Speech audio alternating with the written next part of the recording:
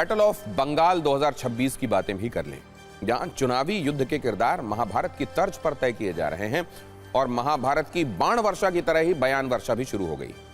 एक तरफ पश्चिम बंगाल की सीएम ममता बनर्जी हैं तो दूसरी तरफ देश के गृह मंत्री अमित शाह। दोनों तरफ से तीखे तीखे बयानों वाले बाण मारे जा रहे हैं।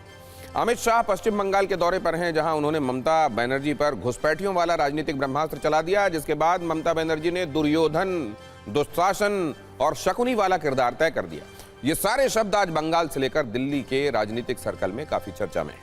कुल मिलाकर दोनों तरफ से 2026 के विधानसभा चुनाव का पहला ट्रेलर आज रिलीज कर दिया गया, जिसमें जो शब्द मैंने आपको बताए उन शब्दों को बहुत स्पेस दिया जा रहा है।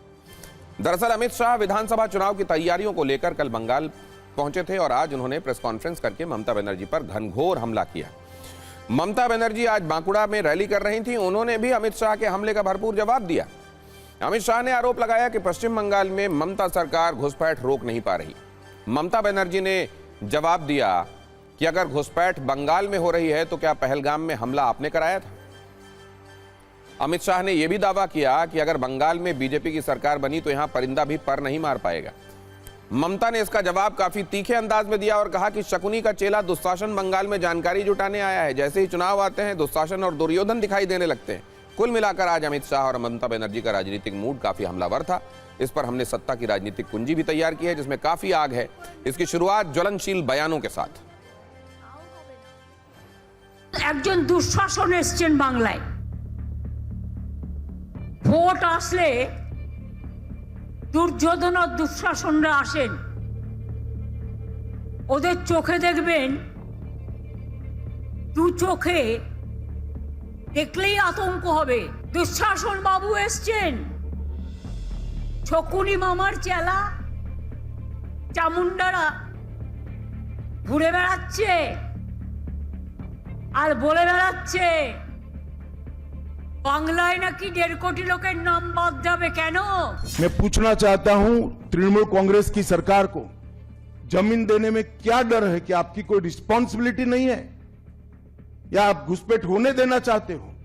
उन्होंने घुसपैठियों को अपनी वोट बैंक मजबूत करने के लिए राज्य सरकार की नीति के रूप में स्वीकार कर लिया है। इसलिए मैं कहता हूं कि तृणमूल कांग्रेस घुसपैठ नहीं रोक सकती। বড় বড় কথা, মিথ্যে কথা। বাংলায় শুধু অনুপ্রবেশকারী, কাশ্মীরে নাকি নেই। তাই যদি সত্যি হয় বন্ধু, একটা কথার উত্তর চাই, পহেলগাঁও তাহলে কি আপনারা করলেন? দিল্লিতে কিছুদিন আগে যে ঘটনা ঘটে গেল, অনুপ্রবেশকারী বাংলা ছাড়া কোথাও নেই, তাহলে কি আপনারা করলেন? तृणमूल कांग्रेस के 15 साल के शासन में भय, भ्रष्टाचार और कुशासन और विशेषकर घुसपैठ से बंगाल की जनता चिंतित भी है, भयभीत भी है और आशंकित भी है। ইলেকশন এসে গেছে এবং এসআইআর এর নাম করে গরিব সাধারণ মানুষের উপর অত্যাচার হচ্ছে।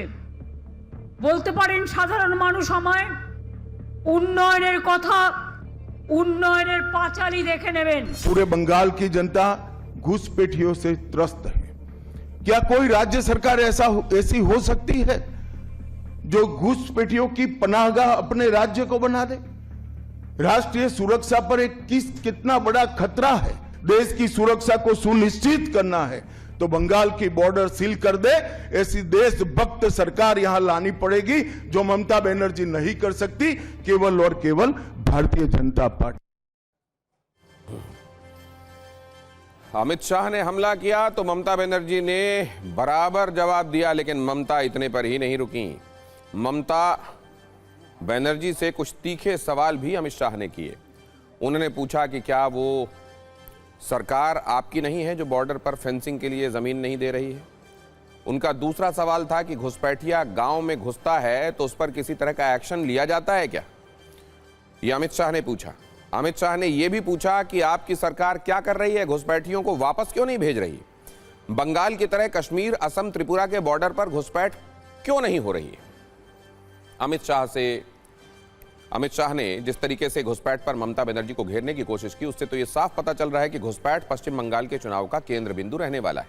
वैसे ममता बनर्जी भी अपने जवाब और राजनीतिक हमले में सिर्फ अमित शाह और बीजेपी को ही टारगेट नहीं कर रही हैं, बल्कि चुनाव आयोग पर भी ठीक ठाक हमला किया उन्होंने ये भी कहा कि एसआईआर का इस्तेमाल लोगों को डराने के लिए हो रहा है, यानी पहले घुसपैठ और अब एसआईआर चुनाव तक बना रहने वाला है। আর এবার করছে এসআইআর। এত মানুষের মৃত্যু, এখনো পর্যন্ত 58 থেকে 60 জন মানুষ মারা গেছে। আমরা লড়বো, মরবো, কিন্তু মাথা বিকিয়ে দেব না। এটা মাথায় রাখতে হবে, মাথা উঁচু করে চলতে হবে। গুলি করে মেরে দাও না, সব শান্তি হয়ে যাবে, তাও হবে না। আমি যা তৈরি করে রেখেছি না, ফাটাফাটি। এবারকার খেলার নাম হবে ফাটাফাটি। लोकतंत्र में जनता महान होती है और जनता जब तय कर सकती है, कर लेती है, किसी भी तानाशाह का कुछ नहीं चलता। ममता जी के पास से और कोई अपेक्षा रख नहीं सकते। उनके खिलाफ जजमेंट आएगा तो जुडिशरी बीजेपी की है, इलेक्शन कमीशन घुसपैठिया हटाएगा, एसआईआर लाएगा तो इलेक्शन कमीशन बीजेपी का है। वो हारने के बाद शायद ऐसा कही कि मेरे कार्यकर्ता ही बीजेपी में चले गए। तो पश्चिम बंगाल में चुनाव के बयान काफी शुरुआती हैं, लेकिन धीरे धीरे ये बढ़ते जाएंगे। वैसे 2021 में पश्चिम बंगाल का चुनाव बहुत दिलचस्प था, तब टक्कर करीबी मानी जा रही थी, लेकिन आखिरी नतीजों में टीएमसी बीजेपी से काफी आगे थी। लेकिन इस बार एसआईआर को लेकर इतनी चर्चा है कि इसका नतीजों पर असर पड़ सकता है।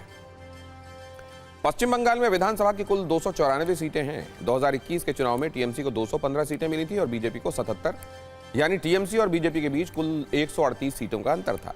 वोट प्रतिशत की बात करें तो टीएमसी को 48.02% वोट मिले थे और बीजेपी को 38.15%, यानी टीएमसी और बीजेपी के वोट शेयर में अंतर 9.87% का था। अगर वोटों की बात करें तो टीएमसी को 2,89,68,281 वोट मिले थे और बीजेपी को 2,29,05,474 वोट, यानी दोनों में वोट बैंक के हिसाब से अगर आप देखें तो वोटों का अंतर करीब 60,62,807 का था। अब पश्चिम बंगाल में एसआईआर के बाद 58 लाख वोटरों के नाम हट गए हैं। टीएमसी का आरोप है कि चुनाव आयोग ने जानबूझकर लोगों के नाम काटे, जबकि बीजेपी इसे रूटीन प्रक्रिया बताते हुए उम्मीद जाहिर कर रही है कि अवैध घुसपैठिए इससे बाहर हुए होंगे। यहीं से बीजेपी बंगाल में अपने लिए उम्मीद की किरण देख रही है और ममता बनर्जी थोड़ी परेशान दिख रही है।